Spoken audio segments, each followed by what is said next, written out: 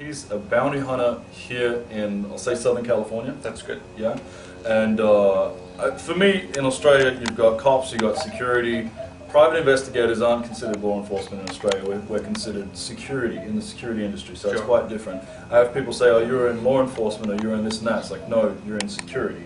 You know, it's a different thing. But the grey area that I had trouble understanding before I came over here was understanding this bounty hunt. Now, I see Dog on TV, and I see some other guys like Operation Reaper. I think that shit's hilarious. I love it. A lot of drama. You get addicted to it. Yeah, absolutely. But you know, what is bounty hunting? How, you know, you guys are allowed to carry guns, tasers, all this sort of stuff. The way it works, and I believe it might be a unique American thing, is that we're not enforcing laws. Right. We are enforcing private contracts. It is a funny gray area that those private contracts exist only in the realm related to criminal law. Right. Someone got arrested for a crime, they don't want to wait in jail for their court date, so they ask someone else to bail them out and post up a bond. Right. With the promise that they'll show up in court or pay off that bond or both or what have you. Right. If they don't show up in court, that guy who signed for them is liable. Right. And that guy doesn't want to be on the hook. That's a bail bondsman. Okay. He doesn't want to be on the hook for that money. He wants that guy in court or in jail so that he can go to court. And when he doesn't show up, or if there's a fear that he's not going to show up, they get news, this guy's leaving town, he's skipping, then you'll need someone that is willing to go in and find that guy, grab that guy, and bring him back.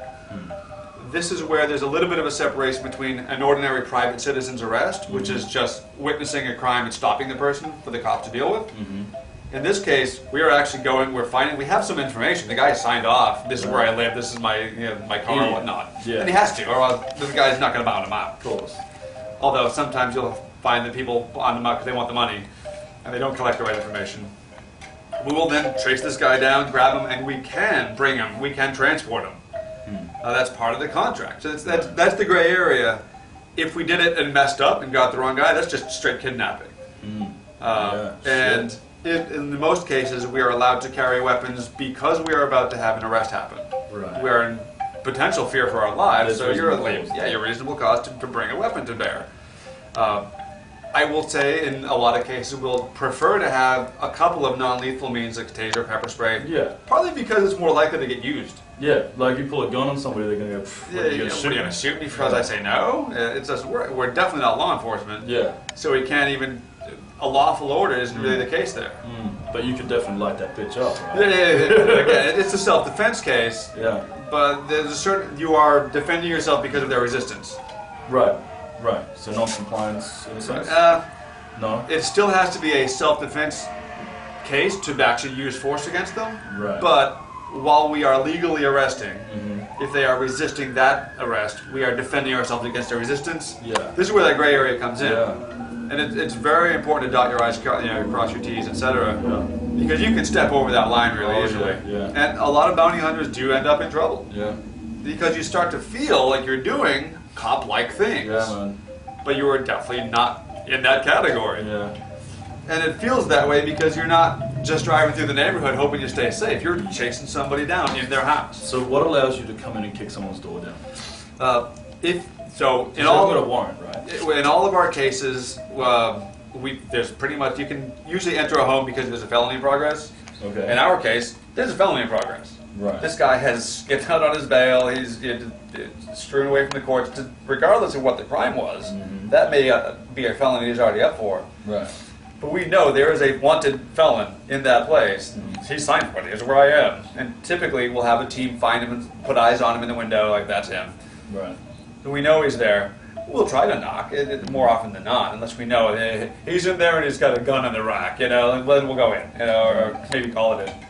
Actually, we always call in, hey, this is where we are, this is what we're going to do. Okay. Because there have been times law enforcement has shown up, not in our case, but within America, and saw somebody crawling in a window with a gun on his hip, and the cop shot him. Oh, fuck. He thought this guy's busting in somebody's house with a gun on. Yeah, yeah. And he was busting in some guy's house with a gun on. Yeah. So turned out he didn't call in and say, hey, I'm a bounty hunter, I'm about to go into this house this way. This is who's here, what car, how many of us. That would have saved him a lot of trouble and some death. Yeah. Right. So, what are some of the issues that you run into in bounty hunting? I mean, you must have some guys that just want to be a SWAT team, want to be. As far as on the teams, I've seen every dumb thing. I've seen a lot of meatheads that, hey, I've got some guns and I'm a badass. And like, oh, great, I congratulate you for that, but please don't come out and put my life in danger, my freedom in danger. You don't get a lot of wishy-washies, and it's not a field like people that aren't going to hold their end. Right. For the most part, you want to get involved in this business just because you don't mind dirty business, you know. But boy, I mean, I've seen people had a drink on the job, heard they were toking it up before the job. Like, you can't work with those guys. No. If for some reason you end up using force, especially violent, lethal force, 9 times out of 10, your whole team's going to get pulled in, drug tested, alcohol tested. And if one of you is displaying, hey, this guy couldn't possibly make good decisions, he's under the influence, that's reflecting on your whole team, that could get you all in trouble. So you can't have that. And you've got to be really strict with who you feel comfortable working with. And because we don't have a law enforcement paradigm where everyone's filtering into the same methods, you've got to be really careful. You can end up with some meatheads that you thought might be straight. So what sort of training, or what do you need to do to become a bounty hunter? State by state is going to be a little different, and in some states it's just not allowed. That's a very state-decided issue. But in most cases, if you're going to be carrying a gun, you should have all the permits you can. Yeah. I've done your powers of arrest, you've done your gun permits, maybe your concealed carry if you're in a state where you can. But for the most part, it is still a citizen's arrest under contract. So while there are some licensing places, and in California it's due to come back to a licensing status, right now it's just private contract, which is why you get some people without that much training or knowledge. So the guy's supposed to show up in court. Yep. A bail bondsman pays for him to get out of jail. Because the jail's just they arrested him. He's got to wait for court. Right. So the bail bondsman is the one that's asking you guys to go after him. Yeah. Okay. Yeah. Bail bondsman. Right. Well, he's kind of in between the court and jail. This is why there's a big gray area. Yeah. He's stuck in the middle. Then he drags you to get stuck in the middle. Yeah. If this guy just stayed in jail and went to court, nobody else is involved. Yeah. But bail bondsman inserts himself to do some business. That business goes haywire. He inserts us in to keep the haywire from going worse haywire. Yeah. So this big gray pool just to get that guy back to court. Fuck. So you guys make your money from the bail bondsman? Yeah. How does the bail bondsman make money? He's collecting a fee up front. From the guy who wants to get out. All right. Because puts that up. Yeah, if the court says, hey, you owe 50 grand to go out on bail, then that guy's going to say, all right, tell you what, give me 5 grand, I'll put up my word for you. Right. So he just collects his cash, and that guy walks. He says, all right, well, you promised to show up, or else I got to pay 50 grand for you.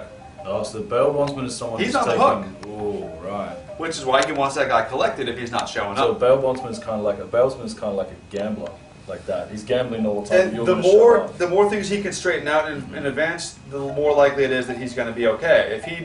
If he double checks, okay, hey, you spelled your name wrong there. Is that your real address? I'm going to call your landlord. If he did all that, it's really hard to skip out, and he's going to protect his investment. Right. But you get, hey, how many people got arrested? I want all the business I can get. Write that bond form. What's your name? John, whatever, here. Shit. You're out. They collect the fee, and maybe later they, I should have taken a better picture of this guy. We've had pictures come from these guys that are black on black on black on black. Yes, what's this guy look like? Oh, he's white. Like, well, where's this photo? But they were in the hurry to make some cash.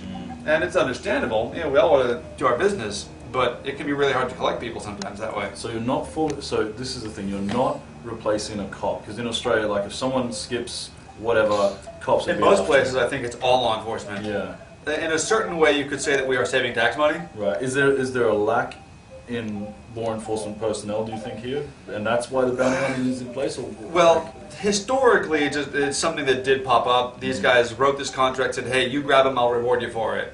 Right. And then it just got folded into the law. Where we had the Wild West. You've got the sheriff arresting this guy, and he gets his buddy bonds him out, but then his buddy's on the hook. Hey, can you get my other friends to go grab him? So that's as the states conglomerated and made the United States, they ended up just, this all came through. Taylor versus Tainter is the old law that is the big reference point. Yeah. But every state has its own tweaks and turns on it. So here everyone's got a fucking badge. Even the janitor's got a fucking badge. TSA's got a badge. We get around, we got security in San Diego yesterday. We were going to one of the police departments. and I'm like, oh, there's a cop. Wait, he's fucking security. What the fuck? You got a badge? You know, I'm kind of like that. But you guys have a fugitive. There is a standard that is sort of accepted within the community that this is the one for that field, but quite honestly, it doesn't carry much legal clout. What do you need to carry that badge? Do you need to do a certification course, pass the test, state by state, state by state? But realistically, heck, they're mail order, you know. Yeah, really? You walk in a local security shop, you could probably pick up whatever. Well, it wouldn't say police on it. You'll pick up just about anything else. Fuck. And you'll see. This is the hard part. Is despite the fact that you can buy your bubblegum machine badges, people will still obey them. Oh, this guy got a badge. He's official. Yeah. And that's kind of scary. I've heard some bad stories about people busting into homes. One of the guys we had to arrest was really, his family was very resistant because their neighbors had actually been the victim of a home invasion by guys with badges. Shit. Because these guys with the badges, hey, knock on the door, you got to open the door. The badge, okay. Oh, they stole all our stuff. Shit. And then you hear that story go around, then you show up with a badge on. They're like, fuck you, guys. Yeah, like, I can't let you in here. No, you have to let me in. You signed this. Okay. Yeah. At least you know the guy's running anyway, so. Yeah. It's pretty surprising at first that you run into the same neighborhood, the same house sometimes, every other month. Shit. Yeah, especially apartment complexes. Oh, that one again? Yeah, let's go. Third floor, second floor, you know? Yeah. Jesus. So that's, okay. Which is part of why it's so bad to bring dumb meatheads around. Yeah. They get you a bad rep first day out. They kick down somebody's door that they could have opened. Nobody wants you around the neighborhood. So fugitive recovery is it's not considered law enforcement. It's not considered security. It's considered private contracting. Private contract work. Most of the licensing certification is similar to the security field. Yeah, because is it done through the BSIS? BSIS in California. Okay, right. Yeah, here in California. Right. Okay, and you have to be able to shoot. You have to get your BSIS firearm card to be able to carry that for fugitive recovery? Technically speaking, you could make the case that if you had your weapon locked up in your trunk appropriately, then showed up at the bad guy's house and realized, oh, I'm about to make an arrest, you could go put on the gun as a private citizen with no certifications. Wow. Hey, I'm about to go arrest someone, you're allowed to carry a weapon for that in California. However, most of the time, everyone that I know goes through the certification process so that you can carry on duty. And it's a little gray area again. Are you on duty? You're still driving to the site. But yeah, I'm not going to stop out in front of his house and then gear up. Yeah. Pardon me. Put on my vest and my holster. And, of course not. Right. So, and because there's that obvious logistical knowledge within the law enforcement community, every now and then we'll call them and tell them what we're going to do and where we are. If they do roll over to find us and greet us, they'll find us strapped ready to go. But we told them, hey, we're going to be there. So, well, you're not over there yet, but okay. I don't expect you to stop in front of the house and then get out and get ready. So they don't like search you guys and check all your shit a lot of the time? It's the smarter guys who are calling in to the police station, tell them this is where we're going to go, this is who's going, almost can't run into problems. You've dotted all your I's, crossed all your T's. Right. Okay, well, I got a better understanding of it now, and I hope that helps everyone else understand, say the UK, Europe, Australia, and all that. And thanks for your time, man. Pleasure, man. Thanks so much. All right. Thank you.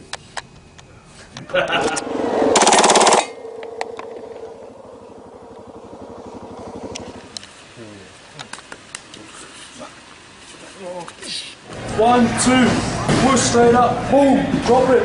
Right from here it goes in. 1, 2, 3, 4, 5, 6.